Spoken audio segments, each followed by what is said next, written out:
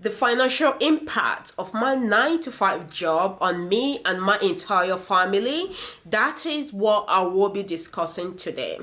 If you've not watched the previous video I did about the other impact of my 9 to 5 job on my family, I would be attaching it somewhere here so that you would have a clue or in-depth knowledge of where I am coming from. So my name is Juliet Chinelo. I am a mom, I am a wife, and I am a pharmacist by profession, and I've been in New Zealand for a while now. I share about my life experience, family, my career journey, and at the same time showing you guys New Zealand digitally so that you can anticipate what is happening in New Zealand, if it is a place you would like to visit or migrate to live. So having said that, please do subscribe, and I'm quite interactive. I will see you in the comment section. Let me know what you think about me sharing this personal aspect of my life with you guys. So it is absolutely normal for you to think that switching from a non-corporate job to corporate job will give you that self-fulfillment, the work-life balance, and at the same time leaving more money in your pocket.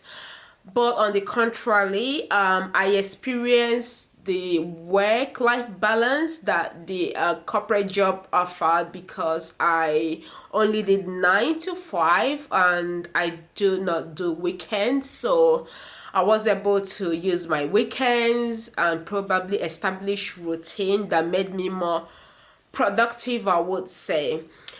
But thinking there was more fulfilled, I doubt that. If you watch the previous video, the part 1 of this, you would understand where I'm coming from. And also coming to leaving you with more money, I would say yes, that my corporate job paid a whole lot more, like would I say about 15 to 20k New Zealand dollars more. But the irony, after tax and everything, I did not really think so. And also extra expenses I had to do as a family woman to accommodate the hour I work, because that is the productive hour of the day. So let me share the tax aspect of it. I would put out New Zealand tax bracket on the screen for you guys, and we have another one from up to 10.5% all the way up to 39% if you are earning above 180,000 New Zealand dollars per annum. So what this entails is that if you have an increase in your remuneration, if it is closer to the higher up bracket, you would be paying more tax. And if you compare it to your previous income or what you get from your previous job, you might notice that the difference in what you earn is just negligible. Yeah, so in my case, that was how I felt.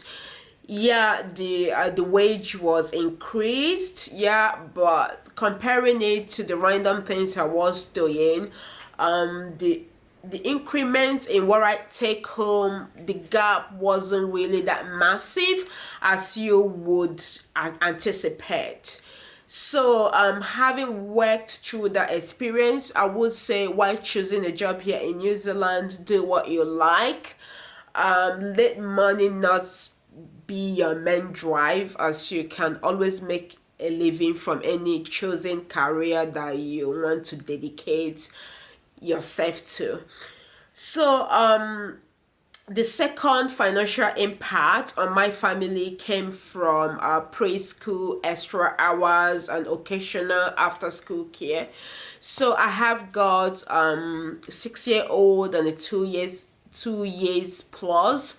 So what this meant for my 2 years plus is that he will be staying extra hours in preschool, which will be more than what the government subsidized for. So that payment would be coming from me.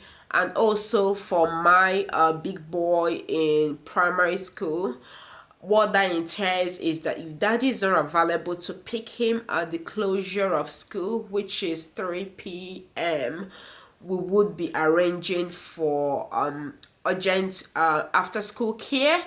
And if you are familiar with the terrain here in New Zealand, we deal with contracts. If you are doing anything outside your contract, like if you are getting somebody to do something for you, you have a bond of having it written down. So it was really quite difficult on my side to arrange for after school care on call. Like whenever we need them, we call them. So that will cost you more compared to someone that knows what they are doing, like every day of the week or every Monday of the week. I'll be needing after school care. So in my case, what happened was that my husband stepped down to work around me to get my career sorted out so that we can get hours that we make our family functional like the way we've been. So the third financial impact on my family came from unavoidable expenses. So because of I am often run down, stressed out, and same with my hobby, most nights after work we are often really tired to make dinner, and that's sort of a thing. So this made us spend money that naturally we wouldn't have spent on probably eating more outside and things like that.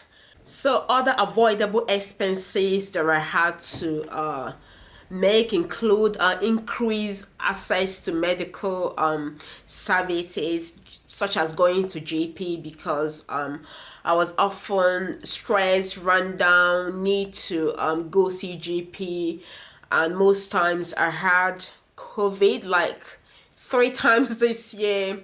And you guys know how COVID is. If you get it, you pass it on to your household. And for the first time in my life, I started having rhinitis. I have to be on antihistamine all year round. So, and you guys know GP consult here is not entirely free. Same with my husband, but for the kids, the consultation is free. So that was and also some time off work. I had to let my sick go for something that is completely avoidable, if you guys get what I mean. So all these bits and pieces encroached into the extra financial expenses that I had to make. And the fourth financial impact is the saving opportunity forgone. For example, I'm a garden person, of which I will carry you guys through if I start my garden this year. Yeah. So all through last season, I couldn't maintain my garden. I couldn't do any gardening, planting my normal vegetables, herbs. Since I migrated to New Zealand, that we started living alone. I usually maintain small garden to reduce expenses on herbs and certain vegetables, but I couldn't keep up with that last season, so I had to buy literally everything from this supermarket, which wasn't really good. So the fifth expenses that I had to make, because I am involved in a 9 to 5 job, is my investment skill and staying home like I usually do to analyze what is going on in the investment market, to know where we will be investing the little money we have in our account. Most of this investment we didn't do. I didn't monitor it because my brain was really foggy, like stressed out that little amount of money that rolled over from investment stayed there for nearly half a year before I realized that, oh, we haven't reinvested this money.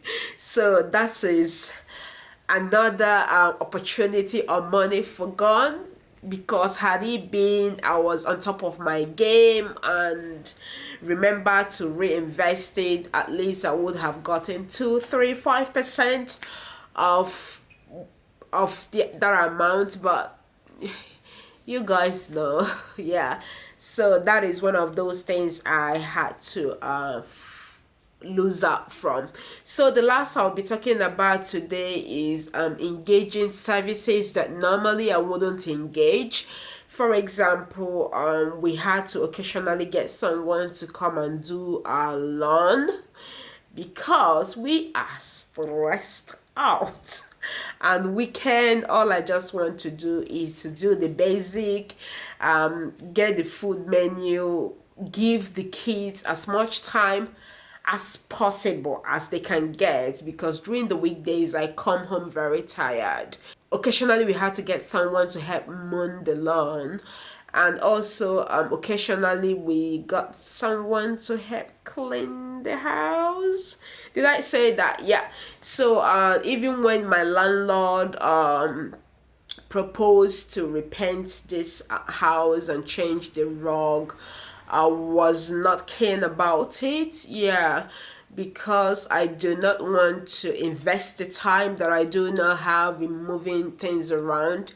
Because I did ask whether the painters or the people coming would be able to move things around and just do the painting themselves. But they said no, that we need to be there to move our things around, and also for the rug, changing the carpet. I was like, okay, just put that on hold. When I'm ready, I will let you guys know. So guys, a lot of financial expenses that I could not really remember. So let me know what you think in the comment section, and your girl will be there to interact as usual.